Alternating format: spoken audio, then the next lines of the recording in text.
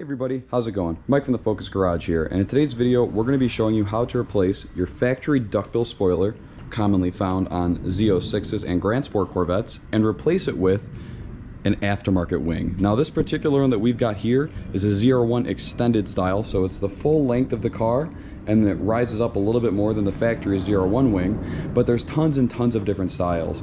A lot of them will have you drill into your car, some do, some don't. This one does have the holes meant for drilling, but in this particular case we're not going to be doing that. I'm going to be using the factory holes in the middle here, as well as some double-sided tape. So we're going to go ahead and do that, and all you've got to do to remove the factory wing is very, very easy. Up inside the taillights here, you'll see there's a little screw. There's one on each one of them, and if you're only doing the double-sided tape method like I'm doing, you've only got to remove the inner two most ones here. They are T15s. You'll go ahead and remove those and then unplug the taillights, and then you'll have access to the 10mm nuts that hold this factory little duckbill lip onto the car there. There's 4 of them. There's 2 here and 2 here, and then once you've got those out, you'll be able to kind of wiggle this up and out, unplug the third brake light, and you'll have everything out and clean. So that's exactly what we're going to do now. Is we're going to remove this taillight as well as the other inner taillight with the T15 here, and we'll go ahead and get this out and out of the way and the surface prep for installation. I'll be giving you guys kind of any tips and tricks that I see along the way here in order to make it useful for your installation.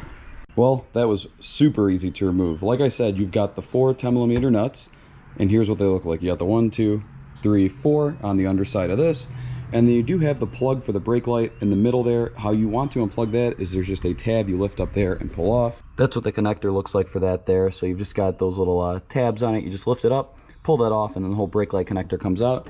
And here is what you are left with. 1, 2, 3, 4, and the hole for the brake light. So next thing you're going to want to do is you're going to want to remove these studs with a 4mm socket. They go right on here, and you can take these off, and you're going to transfer them over to what needs to go to the other wing. Because I'm OCD and crazy, I'm going to go ahead and clean this with some all-purpose cleaner here. So we'll get all this dirt out, and then you're going to go ahead using some tar and wax or tar and grease remover, strip this whole back deck panel here in preparation of where you're going to be putting the wing. Once I've got everything cleaned up and the hardware and the brake light transferred over into the new wing, what I'm going to go ahead and do is kind of mock everything up, see where it lays on the car, and kind of figure out where I'm going to need my tape and where I'm not going to need my tape. Like I said, you've got some holes in the middle holding it down here, so I don't totally feel the need to drill on the outer edge of the car here. I feel like between the factory studs, the brake light plug, and the tape, it will be more than sufficient enough, but we will see what that all looks like. And just like I was saying here, with the outer taillights removed, you've got plenty of room to go ahead and stick your arm up in here and get to those holes underneath. You got the one there, you can see my finger on the other side, the one right there. Very easy. You know, the one on each side, you can get in there and you're good to go. So I'm going to pull these studs off, transfer them onto the other wing there, get the surface prepped, cleaned up, and we'll check back in. All right, so I'm using the EOS Extreme Online Store wing, and there's a couple things I don't like about it. One, I can't reuse any of these factory studs here, so you can see there's pre-threaded holes, but they don't work with the factory hardware. It's too loose. You need to use their thicker supplied nuts here, or bolts here. But the problem with these is they're very, very short. So not a whole lot to bite onto there, which isn't the end of the world. But I was hoping that with the 4 holes here, I'd be able to at least get the 4 factory bolts, and that's not even the case. The brake light from the factory is held in by these studs also. You can see here and here, that's how they hold in the brake light. And on this, the thread pitch where these mount to, these 2 little tabs, it's just meant for self-tapping screws. So I've heard alignment of the brake light isn't the best on some wings, but this one seems to fit very, very well. The brake light was able to transfer into there with no real issues, so I'm not mad about that, but I am mad that I can't reuse these long, lots of thread factory studs onto this. I'm going to be stuck using, what is this, a lock nut with like 6 threads on it. So I may have to rethink my plan as far as how much tape I'm going to want to have to use and to get that to sit properly. So that's one thing there. The one thing I want to point out is that I've got this all cleaned up now. I went ahead and I wiped this down with some all-purpose cleaner, and then I hit it with a wax and grease remover. So it's tacky now versus the car being nice and slick. So this is tacky. once I get the tape set up on here, there should be no issues as to how that needs to stick. So we'll check that out. So I'm going to go ahead and kind of give that one last final surface wipe there, and then go ahead and get this prepped and taped up and ready to bolt onto the car. All right, so here's the situation that we're working with. When you're working with double-sided tape, one of the most important things you want to do is work on your edges. So rather than having this run all the way to the edge, I had it stop here, and I went and I did a little piece on each end running up and down just to make sure that I'll be able to grip that down. A couple tricks that you want to do when applying double-sided tape, especially with something of this size, is run your nail across it when you're putting it down. What this will do is activate the adhesive to make sure that it sticks very, very well to the surface that you're going to be applying it to.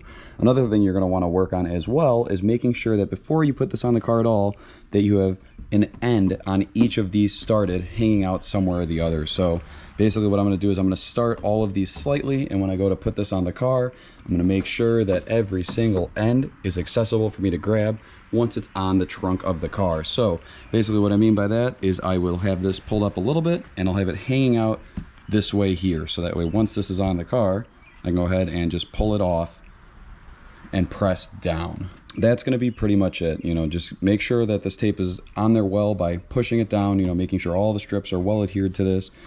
Scratching it down there with your nail is going to really make sure that it's on there, and then you're just going to pretty much line this up with the body of the car, go for these 2 little threaded holes which should align with the factory, and that's it. Send her home and you should be good to go. So next thing I'm going to do is I'm going to prep this tape, make sure it's, you know, rubbed down with my nail on every single tape.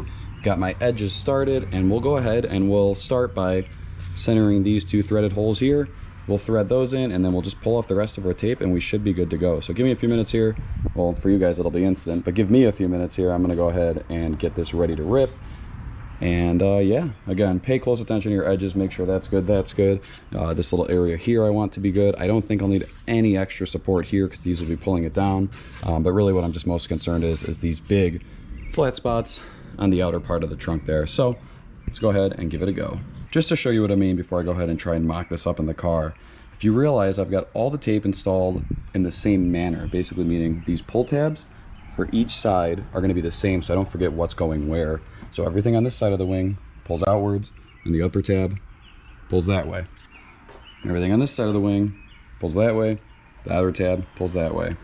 For these inner ones here where the tape is stubborn, the little pull tab, and it doesn't want to stay up and out of the way, I use some just painter's tape there to hold these in place. That way when I'm pulling them off the car, I don't need to worry about these getting trapped underneath the wing. So now that we've got everything kind of started, and you can tell which direction we're going to pull, again, outwards and backwards, we're going to make sure everything's good to go. We'll line it up, get these 2 holes in, and get it on. Man, I play with double-sided tape too much to be able to have all these tips and tricks. We'll give you the final shot in a second here once we throw the taillights back in, but we've got it installed. We've got the bolts that hold it on, and like I said, the no drill method fits insanely well. I mean, this thing is totally flush with the car, the same amount back all the way around. I don't know how many views you want of this thing, but it is insanely flush, same distance all the way around, edge to edge, and there is absolutely no play, no wiggle with it. You're moving the whole bumper before anything. Make sure you plug the main tail light back in there in the middle. I almost forgot about that. You got to kind of reach up in there and fish around, but you'll know when you got it. The tabs go on the bottom side, so facing down. But that's it. That's what it looks like right now. We're going to go ahead and throw the tail lights in. Probably clean up inside the taillight housing a little bit there because it's looking grody. But that's what we got, and holy cow. Absolutely love the look of this. All right, so everything's back together. We got the wing mounted on the car. The taillight's back in, and I just want to close this one out here. I went ahead and I washed the car, and I put some bead maker on the wing there, just so that way it's got the same slick surface as everything else on the back of the car. But it's done. That's what the wing looks like there. Like I said, I'm very, very happy with the fitment. I'm not thrilled that you couldn't reuse the factory studs on this, but it's meant to be drilled and put in with their bolts anyways, so it's not too big of a deal if you do it properly. However, I do just have the 2 in the middle and double-sided tape on both sides there. We will see kind of how this holds up over time, but I am really, really pleased with my initial impressions on how this fits on the car. If you have any questions, go ahead and drop them in the comments down below. I'd love to hear what you got to say for this spoiler here. overall, I really like it, and I would recommend it to anybody, especially whether or not you want to drill it or just go ahead and tape it on your car. But either way, gaps are absolutely fantastic all the way across here. It's very centered, and yeah, overall, very pleased with it. This is Mike from the Focus Garage signing off, and I will catch you guys in the next video.